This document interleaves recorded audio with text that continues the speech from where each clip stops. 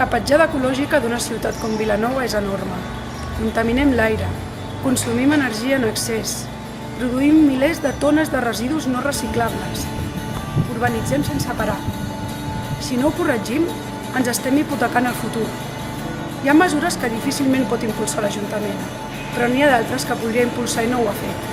Cal que canviem progressivament el sistema de recollida d'escombraries per aconseguir un major reciclatge dels residus, passant dels contenidors a la recollida porta a porta. Cal que impulsem mesures i incentius per a l'estalvi energètic. Cal que deixem de construir noves urbanitzacions. Hem d'ordenar i protegir el territori per evitar que sigui ocupat pel ciment.